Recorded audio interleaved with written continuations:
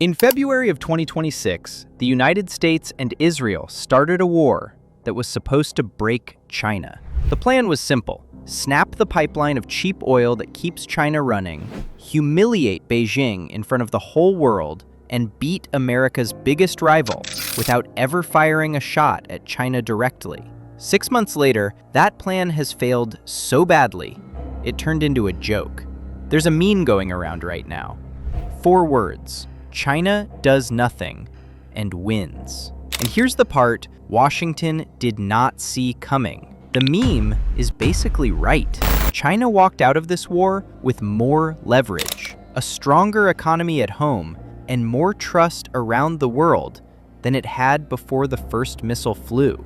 And it barely lifted a finger to get there. This is the story of how the biggest winner of the Iran war never fired a single shot. If you like pulling apart the hidden machinery behind the news, the stuff that quietly decides who wins and who loses, hit subscribe so you don't miss the next one. Now, let's put Washington's plan on trial, one piece at a time. Because, on paper, the American plan was clever. It had real logic behind it, and every single assumption inside that logic was about to break in China's favor. By the end of this, you'll have the full scoreboard: oil, money, technology, and one last consequence that should genuinely scare American strategists. To see how it fell apart, you have to start where Washington started. For decades, everyone has understood China's one great weakness: it does not have enough oil. China buys about 70% of the oil it burns from other countries. It's the biggest oil importer on the planet. And for a country trying to challenge the United States, that's a loaded gun pointed at its own head. Cut the oil, and you choke the economy. Now, because of Western sanctions, 2 countries were selling China oil at a deep discount because they had almost nobody else to sell to. The first was Iran. Right before the war, close to 13% of all of China's oil imports were coming in cheap from Iran. The second was Venezuela, worth roughly another 3%. And here's where the plan gets sharp. A few weeks before the strike on Iran, the US had already moved on Venezuela, removed Maduro, changed the government, and turned that discounted oil away from China and toward itself. Venezuela was the warm-up. Iran was meant to be the knockout. Do the math, and the theory snaps into focus. Take out Iran's government, reroute its oil the way they just rerouted Venezuela's, and China loses about 16% of its cheapest oil overnight with no easy way to replace it. But the oil was only half the prize. The bigger target was China's reputation.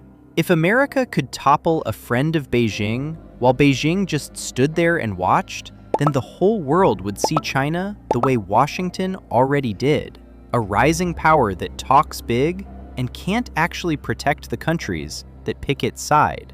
America would look like the one superpower that still mattered. China would look weak. And you can see why they believed it. 2 friendly governments gone in a single month: Venezuela, then Iran, and China caught flat-footed for both. It would prove that when the real pressure came, Beijing folded. On paper, it was a knockout. In practice, every part of it was about to come apart. Because when the war started on February 28th, Iran did not roll over. It reached for the one weapon that hurts everyone at once. It moved to shut the Strait of Hormuz. If you've never heard of it, Hormuz is a channel just tens of kilometers wide at its tightest point, and about a quarter of all the crude oil shipped by sea on Earth squeezes through it. When Iran effectively closed it, it set off what's been called the largest energy disruption in recorded history. And this is the moment the American plan should have paid off. Because Hormuz is the front door to the Persian Gulf, and about half of China's imported oil comes through that Gulf. So do the arithmetic. Shutting that door doesn't take 13% of China's oil. It doesn't take 16%. It takes about 35%. Gone. almost overnight. This is China's oldest nightmare. Strategists in Beijing even have a name for it: the Malacca Dilemma. The fear that almost all of China's oil has to thread through a handful of narrow choke points. That in a war, the US Navy could simply close. For 20 years, that fear has haunted Chinese planning. So here's the question. Losing a third of your oil, suddenly, in the middle of a war, should triple fuel prices, stall factories, and throw a country into chaos. So why didn't it? The answer is the whole reason China spent 20 quiet years getting ready for this exact day. Because Beijing was so afraid of that nightmare, it didn't just worry about it. It spent 20 years building 4 separate shields against it. And when Hormuz closed, those shields, built for a completely different war, worked almost perfectly. Shield 1, the stockpile. Quietly, over years, China built what's effectively become the largest emergency oil reserve in the world. On the official books, it can look smaller than America's, but once you add in the oil sitting inside China's state-owned companies, it's enormous. By some estimates, it holds enough to cover 100% of what China normally burns for more than 100 days, with 0 imports coming in. The US reserve covers closer to 20 days. So China had 5 times the cushion. Shield 2, diversification. Over the last several years, China deliberately spread its oil suppliers all over the map, so no single region could strangle it. And it worked. China leans on the Persian Gulf far less than its neighbors do. Japan gets about 93% of its oil from that Gulf. South Korea, around 70%. Taiwan, around 58%. China had already pulled its own exposure well below all of them. Shield 3, and this is the one most people get wrong.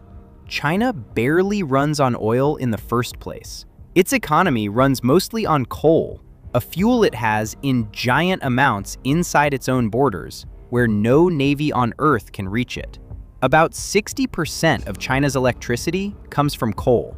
Oil makes almost none of it. Add in a massive build-out of wind, solar, nuclear, and hydro, and China's electricity is almost completely cut off from whatever happens at Hormuz. And this is the quiet genius of it. You can blockade a strait, you can sink a tanker, but you cannot blockade a coal mine sitting inside China's own borders. And you cannot blockade the sunlight landing on a Chinese solar farm. Shield 4, electric cars. Since the early 2000s, China has pushed EVs harder than almost anyone, and not mainly for the climate, for exactly this. Every car that doesn't burn gasoline is a car that doesn't care what happens at Hormuz. Right now, roughly 1 in 9 cars on Chinese roads is electric, which quietly shields ordinary Chinese drivers from the price shock hitting everyone else. Put all 4 shields together, and something remarkable happened. China didn't collapse, it just bought less oil. During the war, it cut its imports by about 4 million barrels a day. That's roughly double the entire daily oil use of Germany. And Chinese society barely noticed. But here's the twist that turns defense into a weapon. By suddenly buying so much less, China quietly put a ceiling on how high the global oil price could climb. If China had kept buying at its normal pace with Hormuz shut, prices everywhere would have exploded. Worse inflation in America, worse inflation across the whole world. So China now holds a lever. It can start buying again and push global prices up whenever it wants. The blockade that was supposed to break China handed it a bargaining chip over Washington instead. And that was only the first win. If this is the kind of story you're into, take a second and hit like. It genuinely helps the channel keep going, and these take a while to put together. Subscribe so you're here for the next one, because what's coming up is honestly harder to believe than the oil. We're about to look at $115 billion a day that America can no longer see, at how attacking Iran turned into China's biggest sales pitch by accident, and at what all of this is quietly doing to Taiwan. To get this second win, you have to understand where American power actually comes from. It's not just aircraft carriers, it's the dollar. Since the Second World War, the US dollar has been the currency the world does business in. Something like 80% of all international trade financing runs on it. And because most global deals are priced in dollars, they have to pass through the American banking system. That hands Washington an extraordinary power. It can watch almost all of world trade, and it can cut any country off from the dollar with a stroke of a pen. That's what a sanction really is. But there's a catch. Every time America uses that weapon, it gives the target a reason to stop using dollars at all. And that's exactly what's happening. Back in 2015, China built its own version of the Western payment network, one that settles in Chinese yuan, completely out of America's reach. For years, it was tiny. Then came the sanctions on Russia. Then came the war on Iran, and the growth went vertical. The numbers are hard to ignore. Daily volume through China's system climbed from a few hundred billion yuan back in 2021 to a record of around 920 billion in March of 2026. Then, a single day in April blew past 1.2 trillion. That's roughly a 50% jump in 1 month, timed almost exactly to the war. Russia and Iran now settle most of their trade with China in yuan instead of dollars. Russia says more than 90% of its trade with China is now dollar-free, up from around 2% before it invaded Ukraine. Iran went further and reportedly started asking some ships to pay for safe passage through Hormuz in yuan, or in crypto, anything but dollars. Now let's be straight about this, because this is where a lot of channels oversell it. The dollar is not dead. It still towers over the yuan in global reserves and trade. What's happening isn't a replacement, it's a bypass. A second set of financial plumbing that lets America's rivals trade around the dollar instead of through it. But that plumbing exists now. It's growing fast, and the war on Iran just proved it works at scale. And think about what that quietly takes from Washington. Every deal that moves onto China's system, the deal America can no longer see, no longer tax, and no longer switch off. Sanctions only bite if the target has to touch the dollar. So the more of the world's trade that flows around the dollar instead of through it, the weaker America's most powerful non-military weapon gets. The power to isolate an enemy without firing a shot. So the second scoreboard reads like this. America didn't just fail to weaken China's oil, it sped up the one long-term trend that eats away at American power the most. The third win came for free, a kind of accidental ad campaign paid for by the United States. Think about what that oil price spike did to every other country watching. Governments everywhere got a painful reminder of how dangerous it is to lean on a fuel that can triple in price because of a war on the other side of the planet. And who makes the technology that gets you off oil? China. It builds around 80% of the world's solar panels, nearly 90% of the world's lithium-ion batteries, and around 70% of the world's electric cars. So while the West's oil war burned, the rest of the world went shopping. Chinese solar exports jumped by roughly 60% compared to the year before. EV exports jumped by more than 100%. By hitting Iran and then failing to reopen Hormuz, America basically ran China's marketing campaign for it and supercharged the exact industries China already dominates. Then there's the shift in how the world sees China. The Pew Research Center has tracked this every year since 2002. In 2026, after the war began, it surveyed more than 42,000 people across 36 countries, and for the first time in over 2 decades, a majority of those countries viewed China more favorably than the United States. That included longtime American allies. Next to a war a lot of people saw as reckless, China suddenly looked like the steadier, more predictable power. And it's not only far-off countries drifting. America's own allies got left frustrated and exposed. European governments watched the war drive up oil prices and inflation they never asked for, while getting pressured to help fight a war they didn't start and didn't want. Gulf states like Saudi Arabia and Qatar got caught in the crossfire with damaged infrastructure and rattled economies, and quietly started hedging, rebalancing between Washington and Beijing instead of betting everything on the United States. Every one of those cracks is a door China can walk through. And now, the consequence that should worry Washington the most.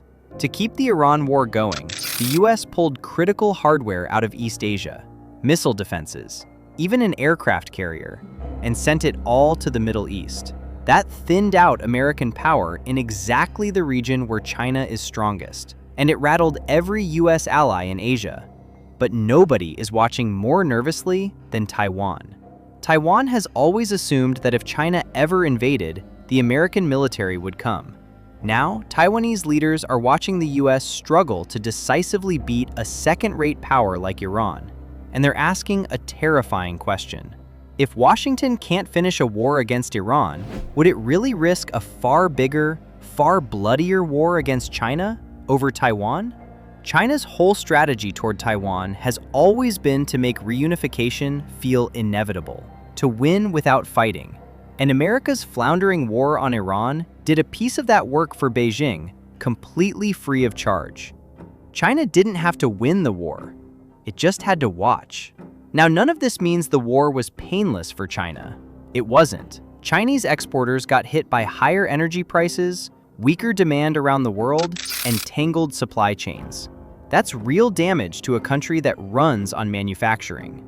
Beijing did not walk away clean, but put its losses next to America's, and China clearly comes out ahead.